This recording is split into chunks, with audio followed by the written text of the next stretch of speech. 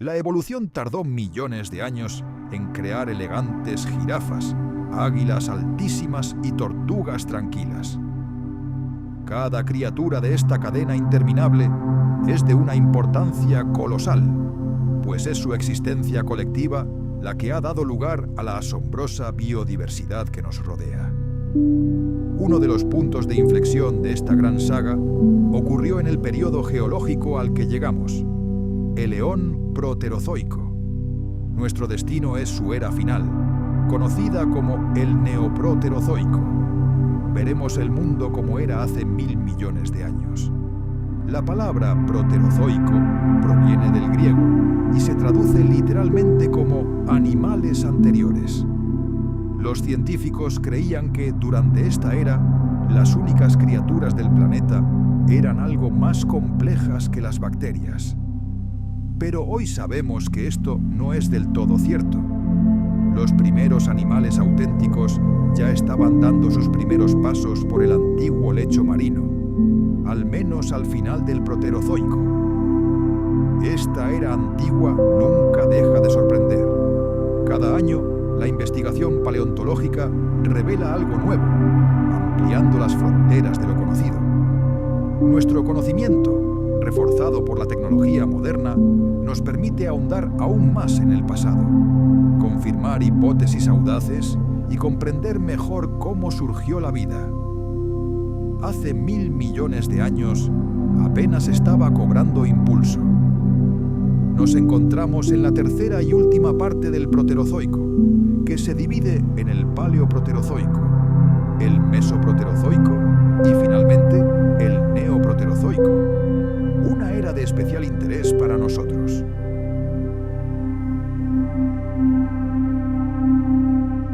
Hou Xiangwang, del Instituto de Geología y Paleontología de Nanjing, realizó un descubrimiento que revolucionó nuestra comprensión del origen de la vida.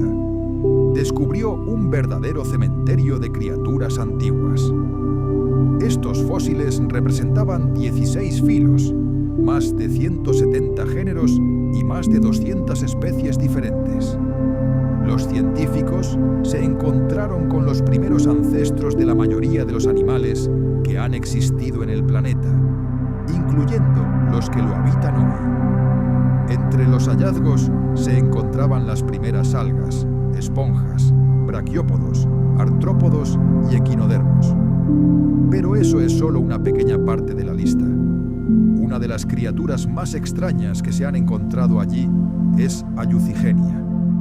Inicialmente, esta criatura con múltiples patas y aspecto de gusano desconcertó a los científicos.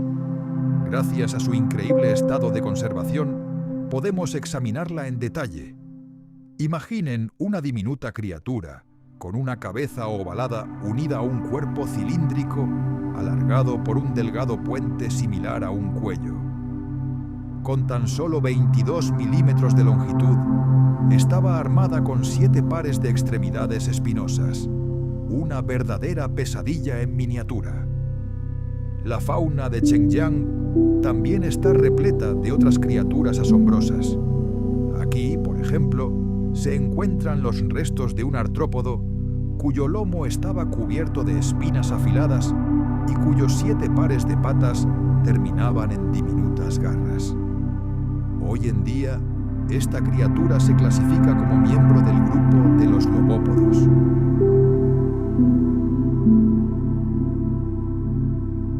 Esta pesadilla de la extinta familia de los radiodontes podía alcanzar más de 1 metro de longitud, un tamaño verdaderamente colosal para su época.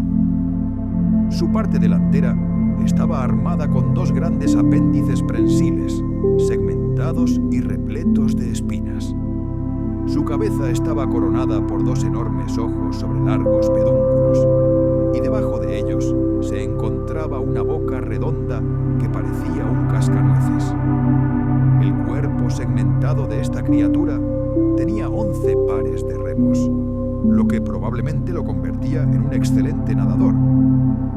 Armado con tal arsenal y una vista aguda, cazaba fácilmente trilobites acorazados. Los científicos estiman que, en este complejo ecosistema, Más del 55% de las especies eran artrópodos, alrededor del 10% eran esponjas y otro 10% poseía una anatomía tan extraña que permanece inadvertida. La mayoría de los habitantes vivían en el fondo y solo unos pocos, como Anomalocaris, merodeaban por la columna de agua. Las estrategias de alimentación eran extremadamente diversas. Algunos filtraban el agua, otros se alimentaban del fondo y otros, como hemos visto, eran depredadores implacables. Las excavaciones en Chengjiang han demostrado de una vez por todas que la explosión cámbrica no es una hermosa leyenda, sino una realidad asombrosa. La diversidad de vida durante este periodo fue asombrosa y muchos grupos animales aparecieron aparentemente de la nada en un solo instante geológico.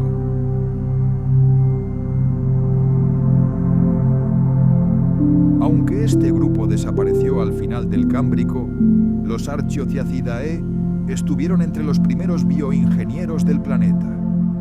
Junto con las comunidades microbianas, crearon enormes estructuras orgánicas de hasta 2 metros de altura y varios metros de diámetro. Estas esponjas calcáreas decoraron el fondo marino, creando los primeros ecosistemas arrecifales de la historia, precursores de los grandes arrecifes de coral que surgirían millones de años después.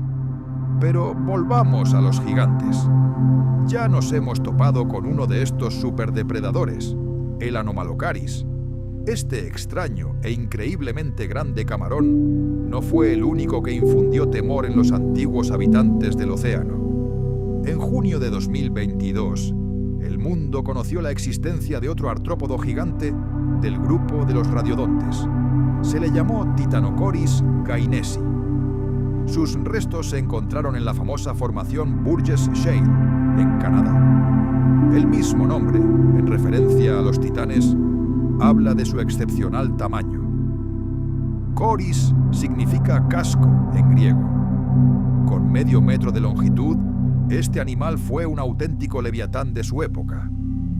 Hoy en día, semejante tamaño puede parecer insignificante, pero conviene recordar que la gran mayoría de las criaturas de aquella época eran 5 o incluso 10 veces más pequeñas. Al igual que sus parientes, el Titanocoris se distinguía por su cuerpo excepcionalmente largo. Pero su característica más llamativa era su cabeza, cubierta por una enorme concha tripartita.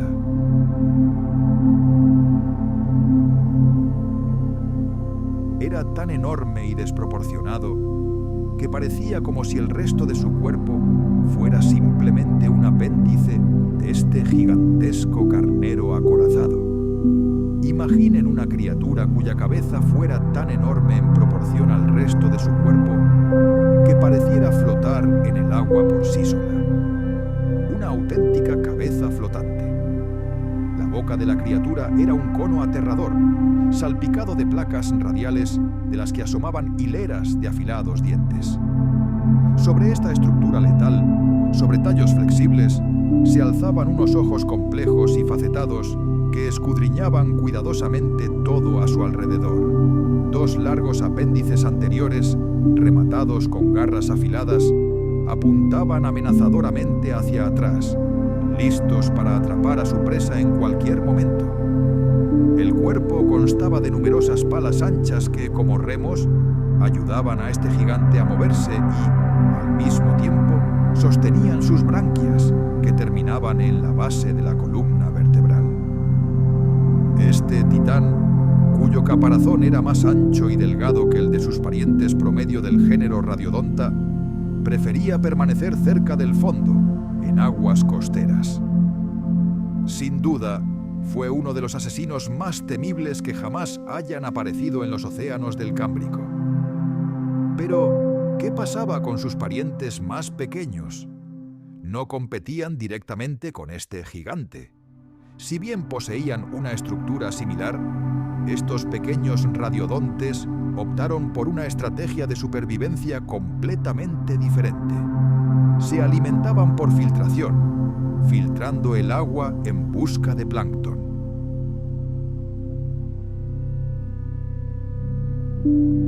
Esto es precisamente lo que les permitía coexistir pacíficamente. Este depredador titánico cazaba presas grandes, ignorando por completo los diminutos organismos que constituían la dieta de sus parientes más pequeños.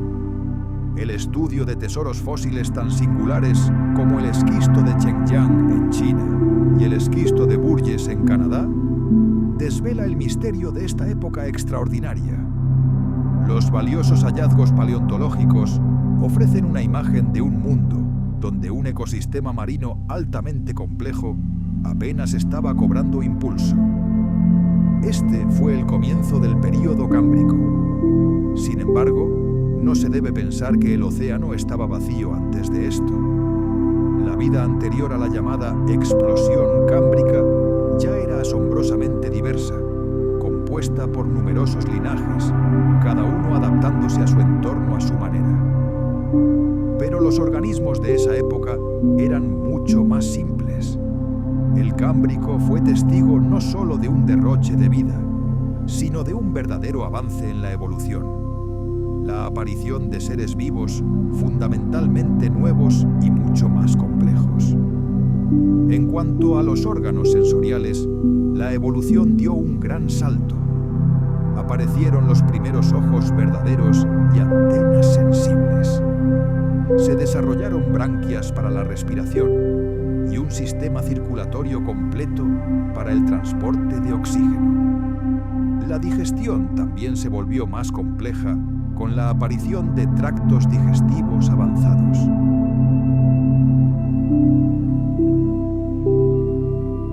Algunos animales adquirieron adaptaciones especializadas para capturar partículas microscópicas de alimento del agua, mientras que los depredadores desarrollaron poderosos apéndices de agarre para sujetar a sus presas.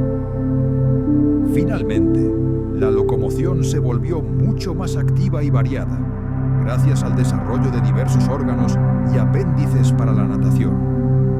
Los apéndices de los artrópodos fueron particularmente impresionantes, algunos de los cuales, posteriormente, darían origen a grupos tan exitosos como los crustáceos. Todas estas nuevas soluciones anatómicas condujeron a un aumento colosal de la complejidad de todo el ecosistema marino. Los animales ya no eran meros grupos de células, como los procariotas primitivos, los eucariotas o incluso las mixobacterias multicelulares.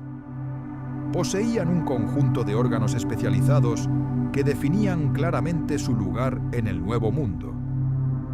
El descubrimiento de organismos con planes corporales y estilos de vida completamente diferentes en las mismas capas indicó que la cadena alimentaria ya estaba bien establecida.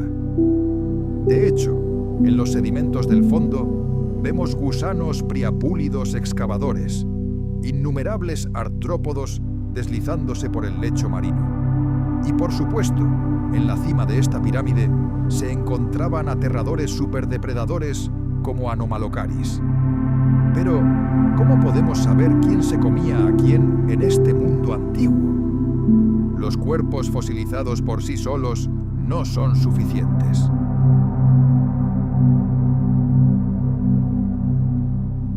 Solo en la costa, al borde mismo del agua, comenzaban cambios apenas perceptibles. La vida, en forma de colonias microscópicas, ya se extendía hacia la orilla, pero aún faltaban cientos de millones de años para que aparecieran las primeras plantas capaces de conquistar los continentes. Todo el drama de la vida estaba, por ahora, encerrado en el agua. Los océanos y mares que cubrían la mayor parte del planeta desempeñaron un papel clave en las transformaciones geológicas posteriores. Fueron la cuna donde surgieron los primeros organismos productores de oxígeno. Fue en sus profundidades donde innumerables especies prosperarían, evolucionarían y lucharían por sobrevivir. Sin embargo, el inexorable movimiento de las placas tectónicas sería uno de los primeros y más formidables desafíos que enfrentarían estas frágiles y nacientes formas de vida. Durante el Proterozoico, la tectónica de placas fue particularmente turbulenta. Esta agitación interna en el planeta inevitablemente provocó cambios drásticos en su superficie. La colisión de las placas continentales dio lugar al surgimiento de gigantescas cordilleras, un proceso conocido como orogenia. Varios eventos de este tipo ocurrieron durante esa era. Durante el período que nos interesa, hace unos 1000 millones de años, se desarrollaron dos escenarios principales. El primero fue la llamada orogenia de Grenville, resultante de la desintegración de Columbia y la posterior formación de Rodinia.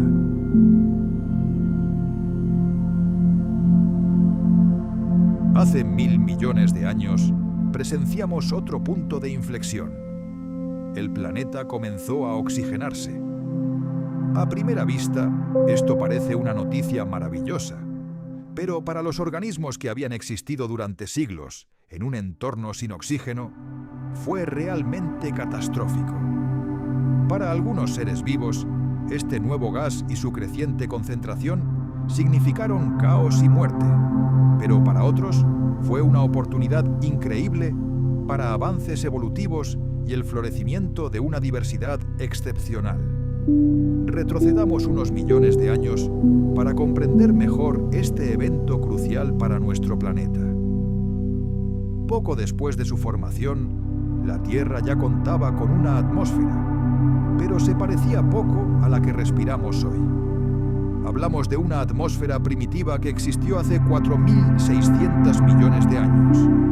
Estaba compuesta principalmente de dióxido de carbono, nitrógeno y vapor de agua. Pero, ¿cómo podemos saber esto? ¿Cómo podemos estar seguros de la composición del aire de una época tan inimaginablemente antigua? A los paleontólogos les cuesta datar incluso los restos fosilizados de animales o plantas. ¿Cómo podemos hablar con seguridad de la presencia de un simple gas en esos tiempos tan lejanos? 4.500 millones de años es un número tan vasto que nuestro cerebro apenas puede comprenderlo. Innumerables eventos han ocurrido durante ese tiempo.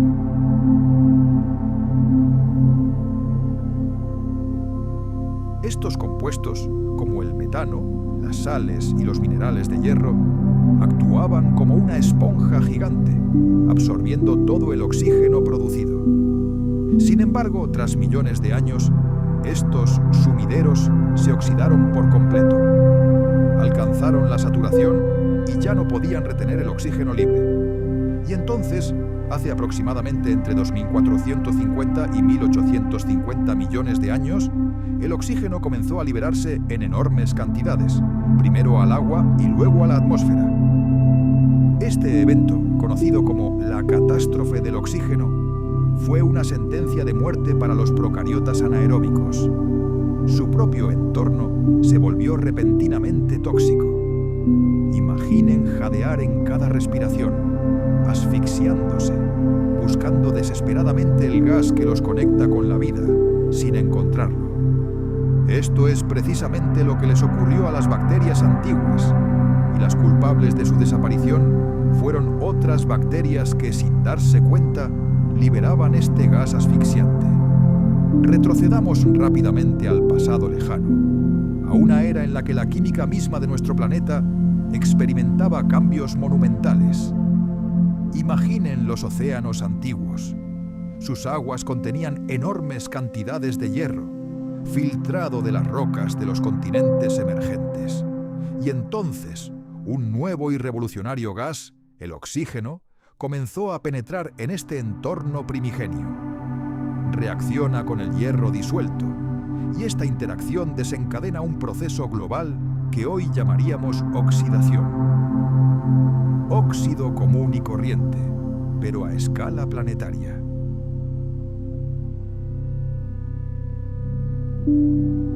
¿Por qué es esto tan importante para nosotros? Porque aún hoy podemos ver rastros de esta gran revolución química. Echemos un vistazo a algunos de los paisajes más antiguos de la Tierra, testigos vivos de épocas pasadas. Observen con atención estas rocas que preservan la historia de miles de millones de años. ¿Ven estas largas franjas de color marrón rojizo? Como si un artista gigante las hubiera trazado sobre las rocas. No se trata solo de un patrón. Se trata de formaciones geológicas de enorme importancia, clave para comprender nuestro pasado. Los científicos las llaman formaciones de hierro bandeado. Hace 2000 millones de años, cuando el oxígeno comenzó a saturar los océanos, el óxido resultante, óxido de hierro, se hundió lentamente en el fondo marino, cubriéndolo capa tras capa como un manto carmesí. Hoy, gracias al descubrimiento de estos antiguos depósitos, podemos determinar con asombrosa precisión el momento exacto de uno de los eventos más importantes de la historia de la Tierra, la Gran Oxidación. El proceso químico era bastante simple, pero sus consecuencias fueron profundas. El hierro, en forma de Fe2+, completamente soluble en agua, colisionó con moléculas de oxígeno.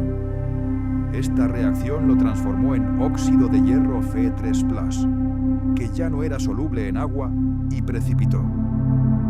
Estos son los depósitos que encontramos en el fondo de antiguos mares, no solo en el estado estadounidense de Michigan, sino también en todo el mundo, en Australia, Brasil, India, Rusia y Sudáfrica.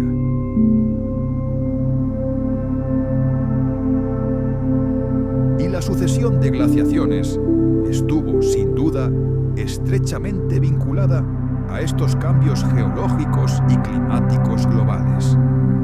Para comprender cómo se produjo el llamado efecto bola de nieve, es necesario comprender su mecanismo. ¿Cómo puede un planeta entero convertirse en una bola de hielo, congelándolo prácticamente todo? Bosques, océanos, desiertos, todo queda sepultado bajo kilómetros de nieve y hielo. Es importante recordar que la vida en la Tierra, en el océano y en el aire solo es posible gracias a la atmósfera. Es uno de los factores clave que hacen habitable nuestro planeta. La atmósfera influye en todo: la calidad de vida, la protección contra la radiación y, por supuesto, el clima. El clima depende directamente del balance de radiación de la Tierra. Considérelo como la diferencia entre la energía que el planeta recibe del Sol y la energía que su superficie, océanos, tierra y atmósfera, refleja al espacio. El equilibrio se alcanza cuando la cantidad de gases de efecto invernadero que atrapan el calor se equilibra con los procesos que los absorben. Pero, como ya hemos visto, la liberación repentina y masiva de oxígeno alteró este delicado equilibrio, con consecuencias catastróficas. Una de estas consecuencias es un cambio en la composición química de la atmósfera. Ya sabemos que el oxígeno en la atmósfera superior se convierte en ozono, pero aún no hemos analizado qué le ocurrió al metano.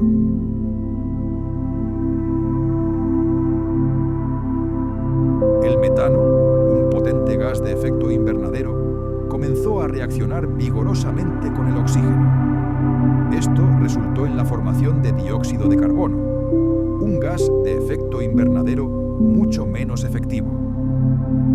El planeta comenzó a enfriarse rápidamente.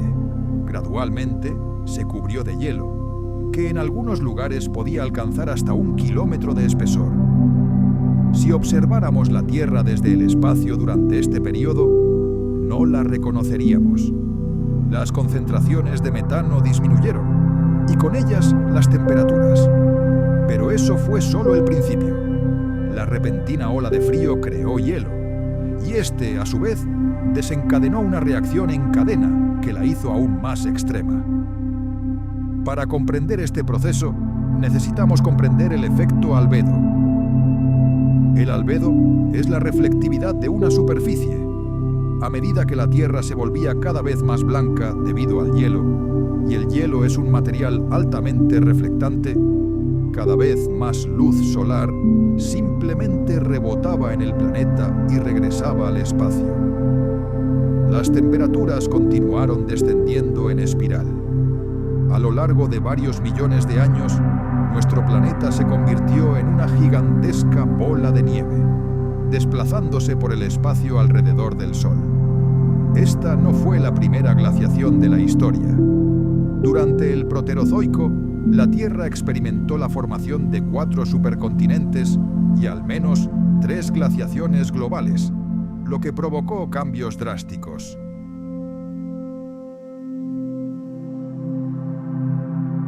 La glaciación paleoproterozoica, o huroniana, duró aproximadamente entre 2.400 y 2.100 millones de años y provocó la primera extinción masiva de la historia.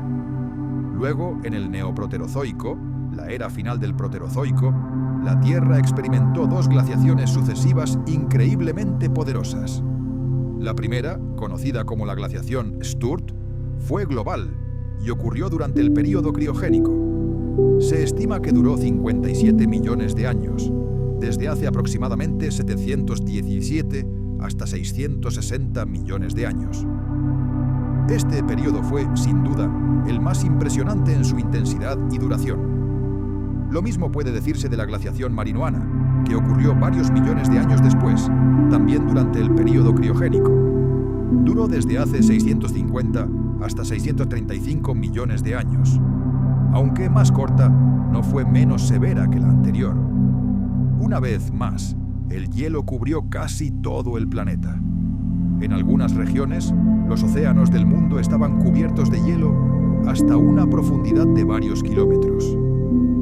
Al estudiar los depósitos glaciares de esa era, los científicos concluyen que puede haber sido la glaciación más severa en toda la historia de nuestro planeta. Pero, ¿qué pudo haber puesto fin a este gélido apocalipsis? ¿Qué fuerza pudo haber derretido un planeta entero? La respuesta no estaba en la superficie, sino en las profundidades de la Tierra. El único mecanismo capaz de detener este proceso era el efecto invernadero.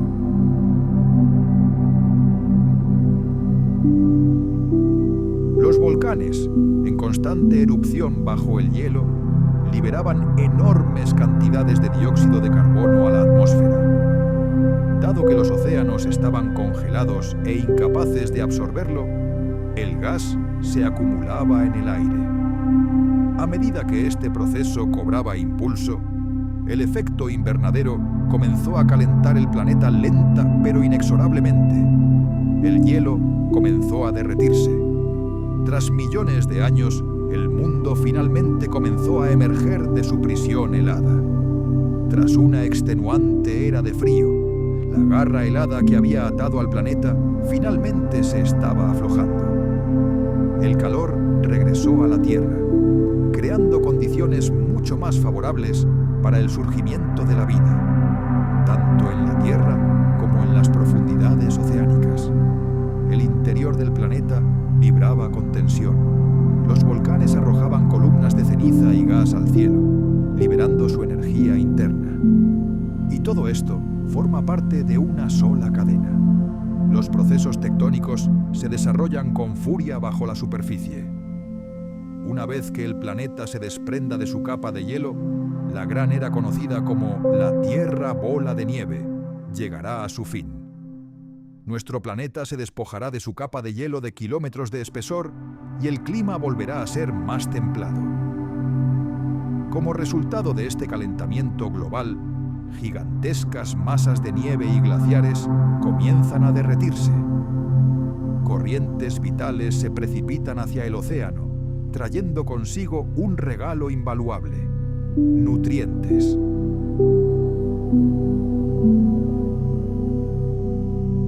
Los tejidos blandos de su cuerpo se habían descompuesto hacía mucho tiempo. Pero la estructura misma, la compleja red de diminutos canales que mencionamos se había mineralizado y sobrevivido durante cientos de millones de años. ¿Qué hace que este descubrimiento sea tan asombroso? En primer lugar, nos presenta una especie increíblemente antigua. Se estima que esta esponja tiene al menos 890 millones de años. Esto retrotrae el origen de los animales más de 200 millones de años en comparación con hallazgos anteriores. En segundo lugar, indica que las esponjas podrían haber vivido en estrecha proximidad a las cianobacterias, que formaron los estromatolitos. Finalmente, es importante recordar que el oxígeno apareció en la atmósfera en grandes cantidades mucho más tarde, y entre 635 y 720 millones de años atrás, la Tierra experimentó un período de glaciación global, la ya mencionada Tierra Bola de Nieve. Este descubrimiento revoluciona nuestra comprensión del origen de la vida y nos lleva a dos conclusiones sorprendentes. En primer lugar, los altos niveles de oxígeno no fueron la única condición ni la condición necesaria para el desarrollo de la vida animal. En segundo lugar, esta vida existió en condiciones que hoy consideraríamos absolutamente insoportables. Fue lo suficientemente adaptable y resiliente como para sobrevivir al apocalipsis, una era en la que la Tierra se convirtió en una gigantesca bola de nieve que se desplazaba por el espacio.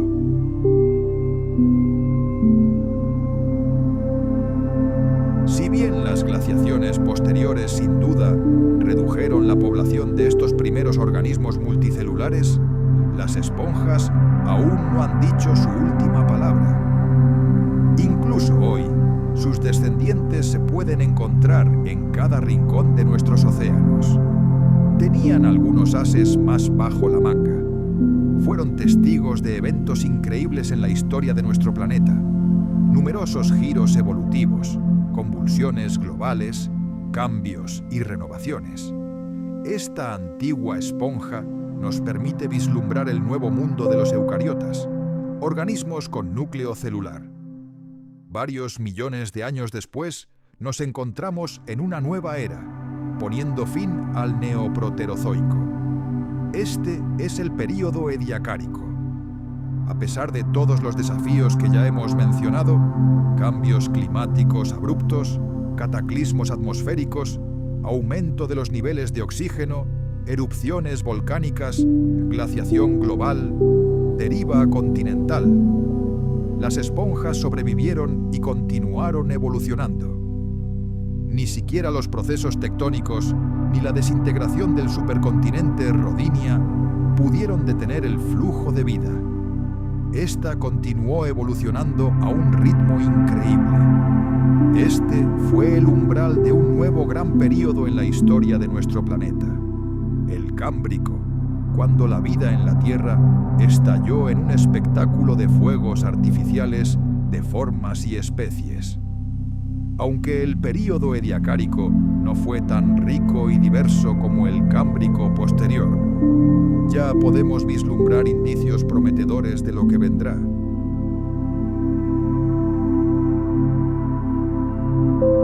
Posteriormente, se propuso clasificarlo como un fandomorfo. Algunos científicos incluso lo consideraron pariente de las plumas de mar modernas. Pero una cosa es segura: este organismo tuvo un éxito increíble. Logró extenderse a todos los rincones del planeta. Se han encontrado restos desde Australia y Japón hasta Inglaterra y Canadá. Ahora permítanme presentarles a Sprigina, una criatura extraordinaria que debe su nombre a su descubridor, Reginald Sprigg. Sprigina es un tipo de organismo completamente diferente. Los rastros que dejó son tan complejos que los científicos aún no se ponen de acuerdo. ¿Era un gusano segmentado? ¿Parte de algún organismo complejo con forma de hoja? Podemos distinguir una cabeza compuesta por los dos primeros segmentos fusionados, seguida de un cuerpo largo y segmentado. Lo más probable es que fuera un animal móvil que habitaba en el fondo marino, arrastrándose por él en busca de alimento. Nuestro estudio concluye nuestra exploración del género Rangea, otra criatura enigmática del período ediacárico. Este inusual organismo, también conocido como la pluma elegante, poseía una compleja morfología fractal. Se asemejaba a una planta acuática flotante de unos 20 centímetros de altura. Su cuerpo presentaba una estructura bifacial organizada en hojas ramificadas, similares a las del aloe. Estas hojas estaban plegadas y dispuestas con precisión geométrica, lo que probablemente permitía una absorción más eficiente de los nutrientes del agua.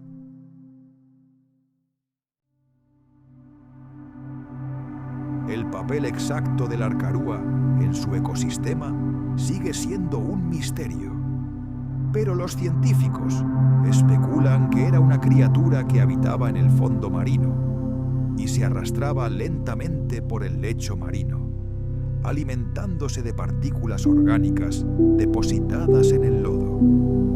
Su estructura mineralizada, similar a una concha primitiva, pudo haber servido como protección contra las duras condiciones ambientales o quizás contra los primeros depredadores que ya comenzaban a aparecer en el océano. El estudio de fósiles como el arcarúa arroja luz sobre los orígenes mismos de la compleja arquitectura corporal y la simetría que vemos en los animales marinos modernos. Pero veamos otro hallazgo no menos impresionante y enigmático. Ante nosotros se encuentra Georgia wagoneri, otra asombrosa criatura del período ediacárico. Esta criatura alcanzaba una longitud de 25 centímetros y poseía un cuerpo plano y segmentado, similar a la hoja de un árbol. Una hilera de placas alargadas recorría su eje central. Esta compleja simetría bilateral del cuerpo probablemente indicaba que Georgia llevaba un estilo de vida activo. A diferencia de muchos otros habitantes más pasivos de la época, Georgia dejó huellas fosilizadas que indican claramente que podía desplazarse por el fondo marino, aunque muy lentamente. Estas huellas, conocidas por los paleontólogos, muestran un movimiento suave y deslizante, lo que sugiere que Georgia buscaba activamente alimento.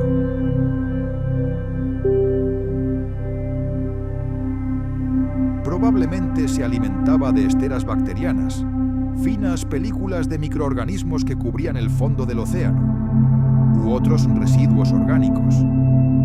Con su compleja estructura y capacidad de movimiento, la Georgia representa un hito crucial en la evolución. Es una evidencia viviente de cómo los organismos multicelulares dieron sus primeros pasos hacia formas de vida más activas y especializadas. Ahora veamos algo completamente diferente. En el mundo de la fauna ediacárica existió un organismo extraordinario que por primera vez en la historia desarrolló un verdadero esqueleto óseo. Fue la aparición de este organismo lo que propició la formación de los primeros arrecifes del planeta. Y si bien podemos imaginar la enormidad de su papel en ese momento crucial de la historia, lamentablemente nos resulta mucho más difícil imaginar su verdadera forma. Esta criatura es la claudina. ¿Por qué es tan importante mencionar a esta criatura en nuestro viaje al pasado? La razón es que las claudinas fueron las artífices de los primeros arrecifes millones de años antes de que los corales los dominaran. Es cierto que cuando escuchamos la palabra arrecife, nuestra imaginación evoca inmediatamente imágenes vívidas de jardines de coral. Sin embargo, a pesar de todo el esplendor de los arrecifes modernos, en esa época lejana, los principales constructores marinos no fueron los corales, sino las claudinas.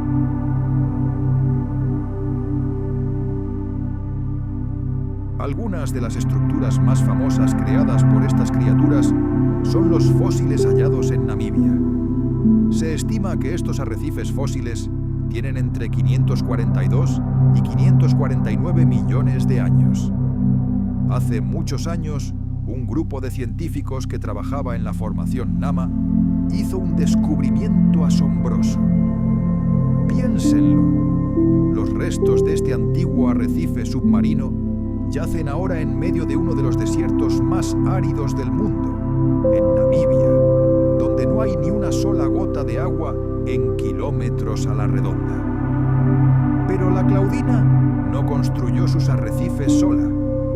Si observan con atención estas antiguas estructuras, reconocerán los contornos familiares de los estromatolitos, las mismas formaciones rocosas que vimos al principio de nuestro viaje, creadas por colonias de bacterias. Pero esta vez, nuestra atención no se centra en ellos, sino en la monumental obra de los primeros animales constructores del planeta. Geólogos británicos y namibios realizaron un descubrimiento verdaderamente increíble en Namibia.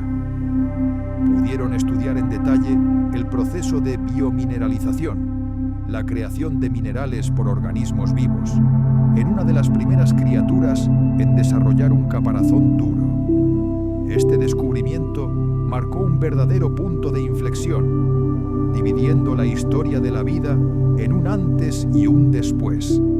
La era de los animales de cuerpo blando y la de aquellos que finalmente lograron protegerse con un caparazón duro.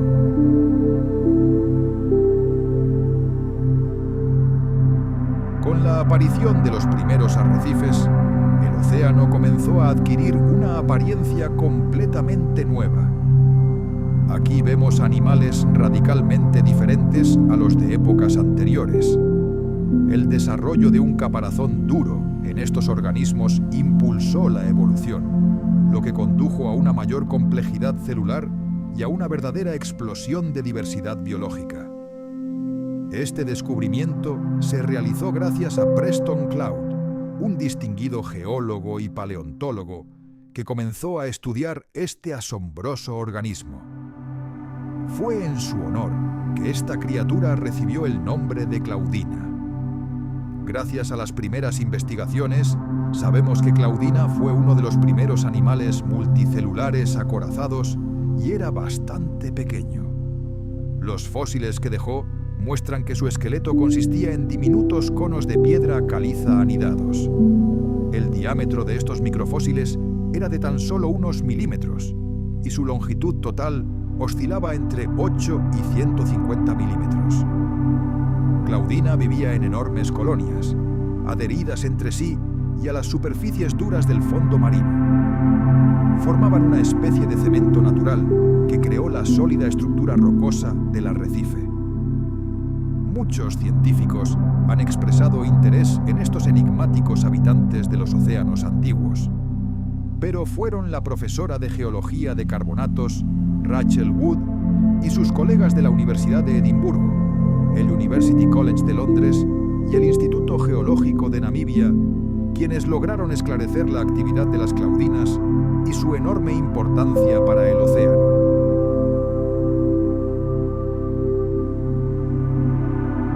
Al igual que hoy, los científicos creen, con razón, que los arrecifes desempeñaron un papel crucial en la vida oceánica. En el mar antiguo, ya eran un ecosistema vital, proporcionando un refugio fiable contra los depredadores para muchas especies. Sin embargo, para algunas, también se convirtieron en una fuente de alimento o un lugar para relaciones simbióticas, lo que aumentó significativamente sus posibilidades de supervivencia. Pero hay una pregunta sobre la Claudina que sigue siendo un misterio. Toda evolución responde a la necesidad de sobrevivir, a una adaptación al cambio climático, a las condiciones ambientales o a la aparición de nuevos depredadores.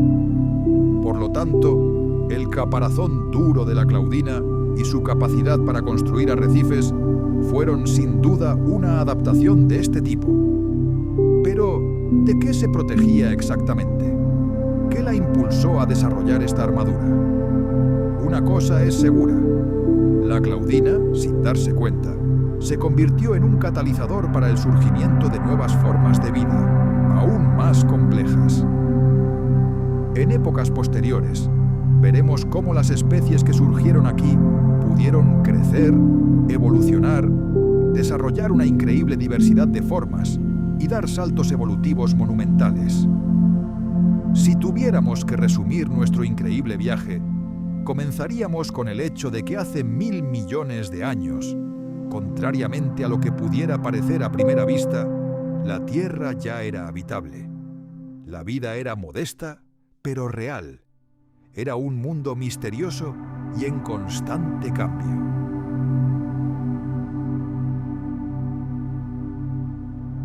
Poco antes del inicio de la era cámbrica, ya se habían formado 2 nuevos continentes en la Tierra.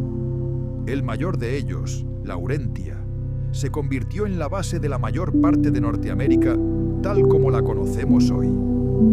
Avanzamos cientos de millones de años en el pasado, hasta un planeta que hoy no reconoceríamos. El antiguo supercontinente de Rodinia se fracturó en fragmentos gigantescos, y estas masas continentales comenzaron su gran deriva a través de los océanos. Uno de estos fragmentos titánicos, conocido como Laurentia, contenía los inicios de lo que se convertiría en Norteamérica, excluyendo Florida, así como Groenlandia y Escocia. El segundo, de menor tamaño pero no menos importante, formó el núcleo de lo que se convertiría en Siberia, el llamado escudo siberiano. A principios del Cámbrico, una tercera y enorme masa continental se desprendió de Rodinia, a la que los paleontólogos han denominado Báltica. Fue a partir de este continente que finalmente se formaron los territorios de las actuales Rusia, Polonia, Escandinavia y el norte de Alemania. La porción restante del destrozado supercontinente Rodinia fue rebautizada como Gondwana. Pero incluso después de tales pérdidas, siguió siendo un continente colosal que abarcaba Sudamérica, África, Australia, la Antártida, el sur de Europa e incluso China. En cuanto a estos 3 nuevos mundos, Laurentia, Siberia y Báltica, obtuvieron su independencia, cayeron inmediatamente bajo las inexorables fuerzas de la tectónica de placas.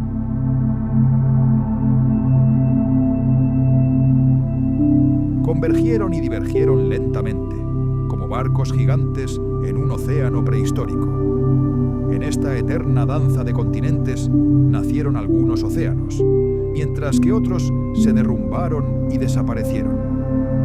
Esta titánica división creó una enorme grieta entre Laurentia y Gondwana que se ensanchó a lo largo de millones de años para formar un nuevo océano, el Océano Jápeto. A lo largo de largos eones, este paleoocéano del hemisferio sur se expandió lenta pero inexorablemente. Esto se debió a la expansión del lecho oceánico, impulsada por una gigantesca dorsal oceánica que discurre entre ambos continentes. Sin embargo, aproximadamente 50 millones de años después de su nacimiento, al final del período cámbrico, este mundo comenzó a cambiar. Un nuevo evento geológico desencadenó el proceso inverso. Al sur de Laurentia surgió una zona de subducción, un lugar donde una placa oceánica comenzó a subducirse lentamente bajo otra. Este colosal proceso dio origen a todo un arco de islas volcánicas. Millones de años de erupciones en estas islas expulsaron toneladas de ceniza y lava, que se mezclaron con gigantescos depósitos de arena y limo, que se acumularon entre el continente de Laurentia y esta cadena de montañas ardientes. Gradualmente, esta zona se convirtió en una gigantesca trampa de sedimentos, lo que finalmente condujo al lento cierre del Océano Jápeto, que se completó aproximadamente 20 millones de años después, en el período silúrico.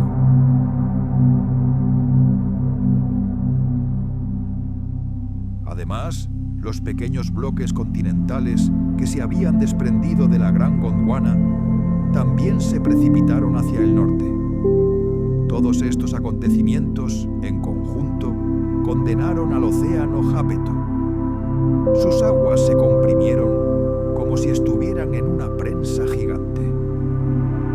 Cuando Laurentia finalmente alcanzó el borde de este arco insular, se produjo una colisión. Este fue el comienzo de un largo y doloroso proceso de formación de montañas. Estamos presenciando el nacimiento de la orogenia Caledonia, que cientos de millones de años después se convertiría en la base de los montes Apalaches en Norteamérica, así como de las montañas de Escocia y Escandinavia. El período cámbrico comenzó con un gran período de calentamiento. La última glaciación global en la historia de la Tierra, que puso fin al Proterozoico, estaba llegando a su fin. Los glaciares se derritieron y el clima se volvió cada vez más cálido, lo que provocó un aumento significativo de las temperaturas promedio, incluso superiores a las actuales. Pero, ¿podrían los continentes recién formados haber albergado alguna forma de vida? A pesar del clima aparentemente ideal, con una temperatura global promedio de alrededor de 25 grados Celsius, los continentes, ubicados principalmente en la zona ecuatorial, eran un desierto sin vida. Toda la vida se concentraba en los océanos. Fue allí, en el agua, donde diminutas cianobacterias dieron origen a las primeras algas, que desempeñaron un papel clave en el destino de todo el planeta.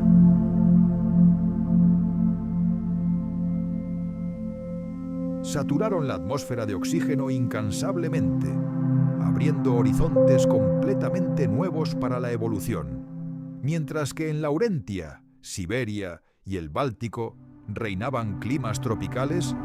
La gigantesca Gondwana, situada más cerca del polo, se mantuvo en una zona de temperaturas relativamente bajas, pero ambas carecían de lo más importante: suelo.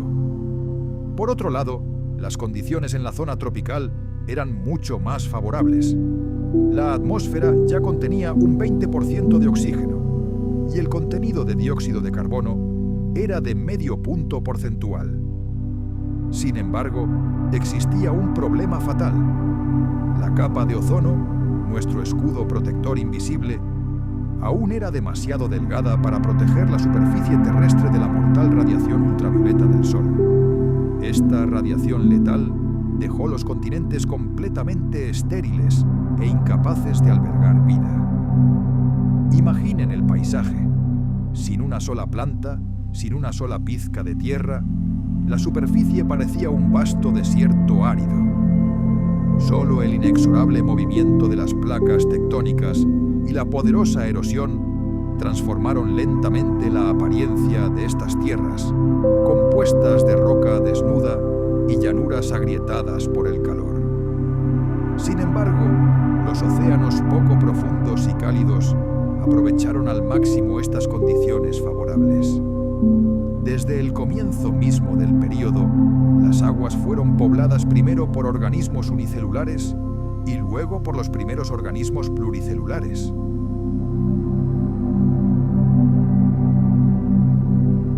En aquellos tiempos remotos, cuando los seres vivos aún no tenían núcleo como las células modernas, los procariotas, microorganismos unicelulares como las bacterias y las arqueas, dominaban el mundo. Les acompañaban las conocidas cianobacterias, que existían desde el Proterozoico. Más adelante, veremos cómo el cambio climático jugó un papel decisivo en la evolución de estas especies a lo largo de los 56 millones de años del período cámbrico.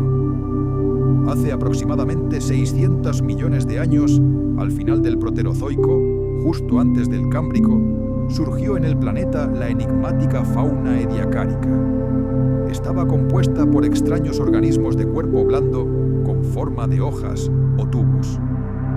Estas criaturas prosperaron durante casi 56 millones de años y luego desaparecieron repentinamente y sin dejar rastro. La causa de su extinción sigue siendo uno de los mayores misterios de la paleontología. Se encuentran rastros de esta misteriosa fauna en todo el mundo. Estaba compuesta por ancestros primitivos de grupos animales posteriores, organismos similares a medusas, corales, bacterias anaeróbicas, gusanos segmentados y artrópodos. Solo unos pocos sobrevivieron a ese breve pero significativo periodo. Sin embargo, los acontecimientos que siguieron a su desaparición fueron tan dramáticos que marcaron el inicio de una era completamente nueva, el Cámbrico. Fue el período Cámbrico el que marcó el inicio del verdadero registro fósil.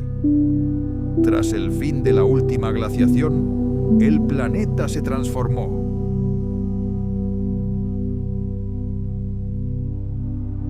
Las temperaturas se suavizaron significativamente y el nivel del mar subió, inundando las llanuras costeras y creando vastos mares poco profundos.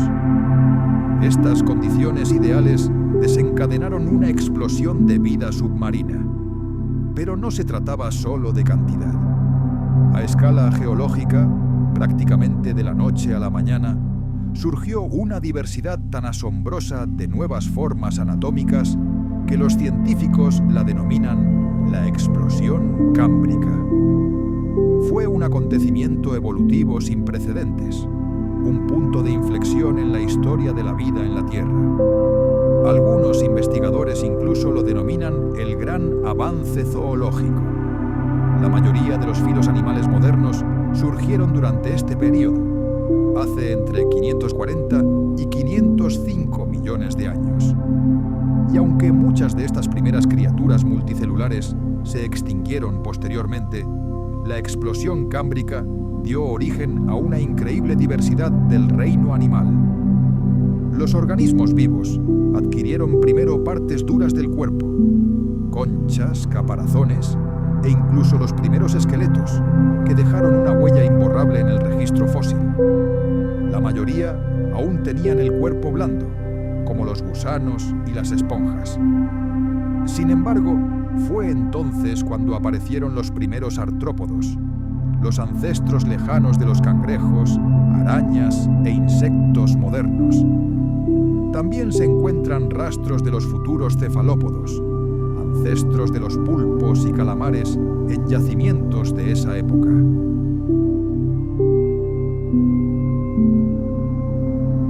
Esta increíble explosión de vida dejó tras de sí innumerables fósiles que hoy se pueden encontrar en todo el mundo, en las laderas de antiguas montañas. Ecos del Cámbrico se encuentran dispersos por nuestro planeta. La evidencia de ese explosivo período de vida se puede encontrar en todos los continentes, como si la naturaleza nos hubiera dejado pistas que nos conducen al pasado profundo.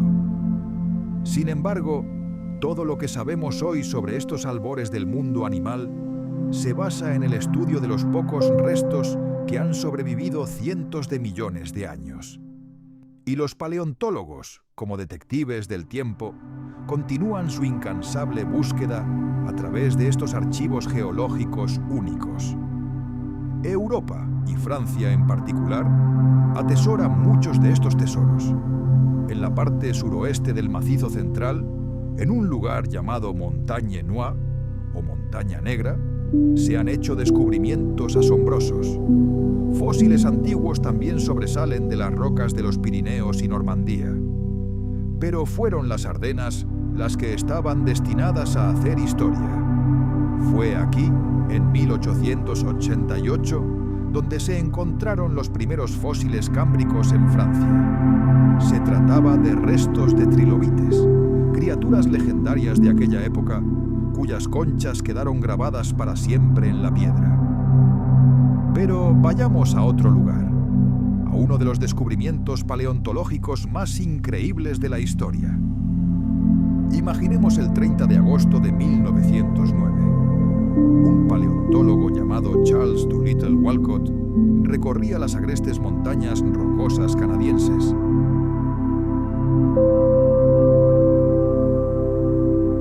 Estos pueden ser espículas aisladas, elementos esqueléticos con forma de aguja de esponjas antiguas, o fragmentos de conchas y tubos diminutos. Pero la fauna de Burgess era algo completamente diferente. Preservó algo que normalmente desaparece sin dejar rastro: tejido blando. Por primera vez, los científicos vieron no solo esqueletos, sino impresiones completas con patas, ojos, bocas, sistemas digestivos e incluso delicadas antenas. Era una ventana a un mundo completamente nuevo e inédito. Hasta la fecha, se han identificado aproximadamente 150 especies diferentes de animales, algas y bacterias antiguas en la cantera Walcott. Miles de especímenes recolectados en colecciones de todo el mundo han permitido a los científicos reconstruir por primera vez un ecosistema prehistórico completo. Las estadísticas fueron asombrosas. Casi el 98% de todos los organismos encontrados allí eran de cuerpo blando. Este descubrimiento revolucionó nuestra comprensión del período cámbrico, demostrando que en la mayoría de los demás lugares del planeta solo vemos una pequeña parte de la imagen. Las criaturas de cuerpo blando estaban por todas partes, pero solo en las condiciones únicas de la cantera Burgess tuvieron la oportunidad de llegar hasta nosotros a través del abismo del tiempo. Entonces, ¿quiénes habitaban este mundo antiguo? Principalmente animales.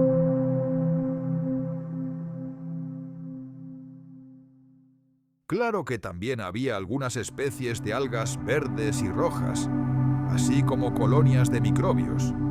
Pero los verdaderos dueños de este ecosistema eran los artrópodos, pequeñas criaturas con patas articuladas, y los organismos primitivos y porosos que conocemos como esponjas. Sumerjámonos en las aguas del Paleocéano Jápeto y conozcamos a sus asombrosos habitantes. Empecemos por aquellos que vivieron en el lecho marino o cerca de él. Se trata de Canadaspis perfecta, uno de los primeros ancestros de todos los artrópodos modernos, incluyendo cangrejos de río, insectos y arañas. Estas criaturas, cuyos rastros se han encontrado no solo en Canadá, sino también en China, eran pequeñas, con una longitud que oscilaba entre los 8 y los 52 milímetros. Sus cuerpos estaban parcialmente protegidos por un caparazón y terminaban en una cola segmentada con una protuberancia espinosa en el extremo, conocida como telson. Sus cabezas tenían un par de ojos, así como 2 pares de antenas, una corta y otra más larga, probablemente para detectar olores en el agua. Bajo la cabeza del animal había 6 pares de extremidades, cada una armada con una garra afilada. Su torso constaba de más de una docena de segmentos, y su tórax albergaba 8 pares de patas, también equipadas con garras. Sorprendentemente, la parte posterior del abdomen carecía por completo de extremidades. Las patas de Canadaspis eran una verdadera maravilla de la ingeniería natural.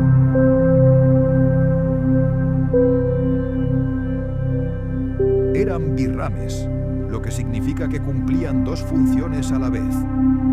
Una rama servía para la locomoción, mientras que la otra servía como branquias para la respiración. En busca de alimento, Canadaspis perfecta se arrastraba incansablemente por el lecho marino, removiendo el limo con sus numerosas patas. Al encontrar algo comestible, se llevaba la presa a la boca y la trituraba utilizando apéndices orales especializados, mandíbulas y maxilares. Pero el antiguo lecho oceánico no estaba habitado únicamente por artrópodos. Una gran variedad de criaturas con cuerpos alargados, muy similares a los gusanos modernos, prosperaron aquí. Algunas se enterraron en los sedimentos, mientras que otras, con una morfología única, pudieron nadar activamente a través de la columna de agua. Entre ellas se encontraban los llamados anélidos o gusanos segmentados. Burgess Shale contiene numerosos especímenes fascinantes, como la piraña, que habita en el lodo, y la canadia espinosa, que flota libremente. Analicemos más de cerca a Canadia espinosa. Este singular gusano alcanzaba de 3 a 4,5 centímetros de longitud, pero su característica más distintiva eran las cerdas densas y rígidas que cubrían todo su dorso. Esta es una característica distintiva de los gusanos poliquetos. Sus cuerpos segmentados están equipados con apéndices laterales llamados parapodios, que les sirven para la locomoción. Estos parapodios tienen mechones de cerdas que les ayudan a chapotear en el agua.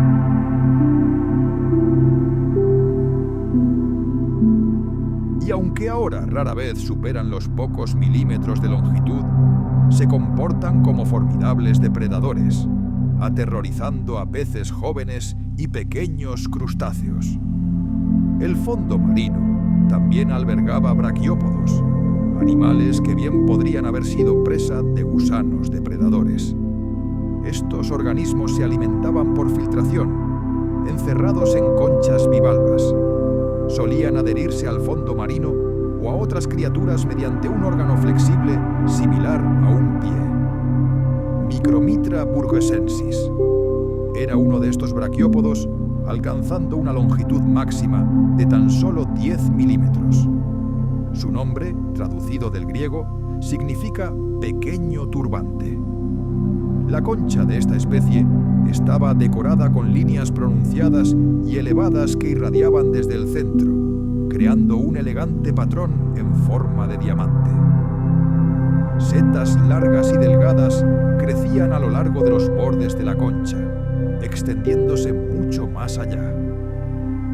Pero mientras el lecho marino bullía con su propia vida tranquila, criaturas que portaban el futuro ya nadaban en las profundidades del antiguo océano.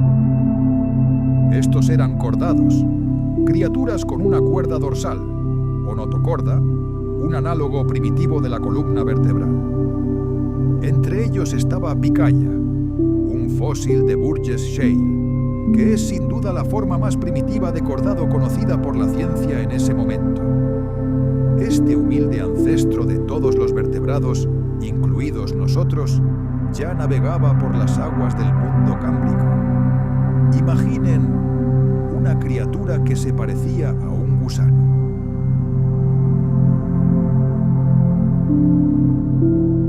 Pero este no era un gusano común. Su estructura ya contenía miómeros, segmentos musculares especiales que son el sello distintivo de los vertebrados, nuestros ancestros lejanos.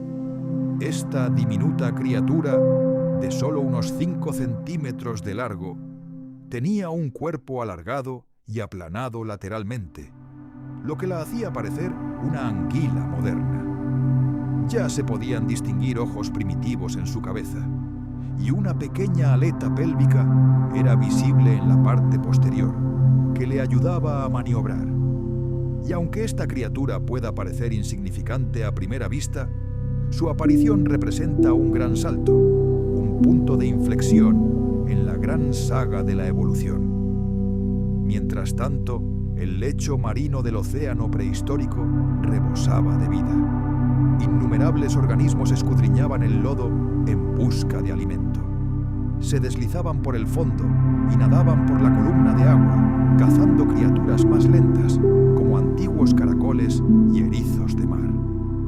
Entre estos cazadores, uno destacaba, un temible depredador artrópodo conocido científicamente como Sydneya. Era un animal impresionante para su época, alcanzando los 16 centímetros de longitud, el tamaño de la palma de la mano de un humano adulto.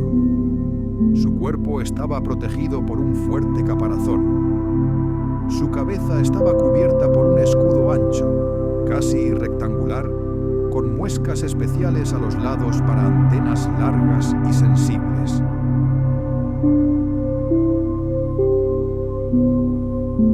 Sus ojos y antenas le servían de sistema de guía, permitiéndole rastrear a sus presas que atrapaba con sus extremidades delanteras y aplastaba de inmediato. Pero el mundo de los artrópodos antiguos estaba lleno de criaturas aún más extrañas. Observen a esta criatura, Opavinia regalis. Se distinguía de sus congéneres por un detalle completamente descabellado. No tenía 2, sino 5 ojos.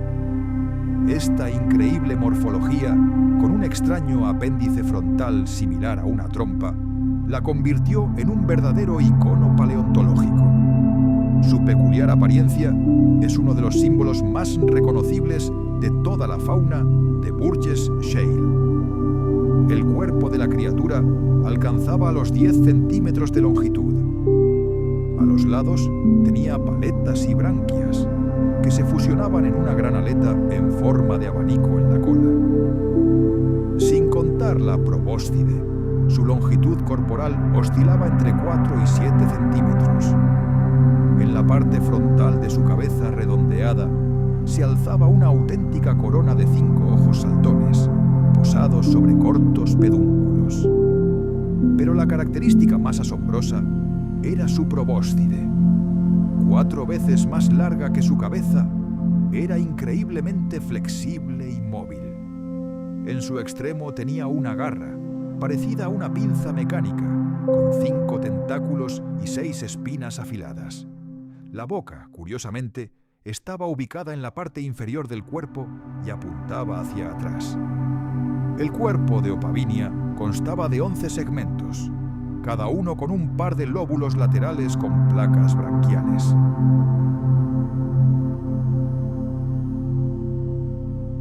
Imaginen a esta fantástica criatura marina en movimiento.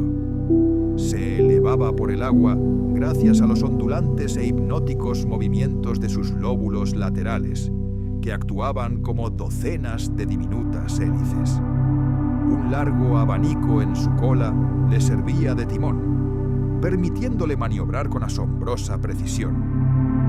Una probóscide flexible con una garra en la punta era la herramienta perfecta para atrapar presas de cuerpo blando. Al avistar a su presa, Opavinia se abalanzaba, la agarraba con su tentáculo mecánico y la llevaba a su boca oculta. En aquella época, el fondo marino estaba literalmente repleto de equinodermos, un grupo especial de organismos cuyos cuerpos estaban protegidos por un esqueleto mineral. Su principal característica era la simetría pentaradial. Hoy en día, observamos este mismo principio estructural en las estrellas de mar, cuyos cuerpos constan de 5 partes idénticas que irradian desde un núcleo central. Estos antiguos depredadores se arrastraban lenta pero implacablemente por el fondo marino, devorando moluscos en grandes cantidades. Entre los restos fósiles, incluso se encontró una especie con concha mineralizada, Scanella. Las esponjas, algunos de los animales multicelulares más primitivos del planeta, eran parte integral de este mundo submarino. Sus cuerpos carecían de verdaderos tejidos u órganos. En cambio, poseían un esqueleto interno, compuesto por una red de finas agujas minerales, conocidas como espículas.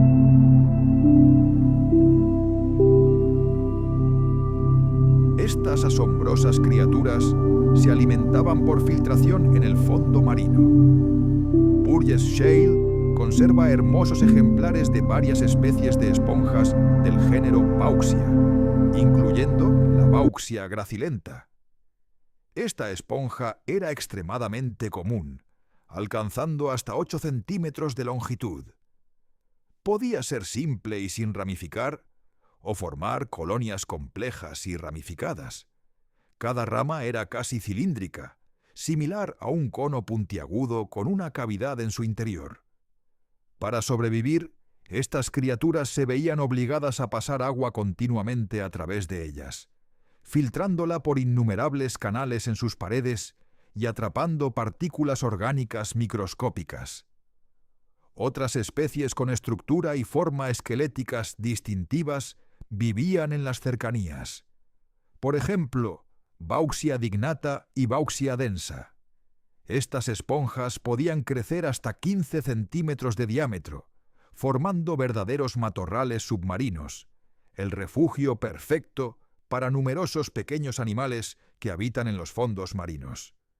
Sin embargo, la esponja más famosa de estos depósitos es, sin duda, Hazelia palmata. Pertenecía a un grupo avanzado de esponjas y se distinguía por una increíble diversidad de formas. Algunas especies eran grandes y en forma de copa, otras alargadas y cónicas, y otras muy ramificadas. Pero a pesar de sus diferencias externas, todas compartían una microestructura similar. Paredes delgadas compuestas por una densa red de diminutas espículas.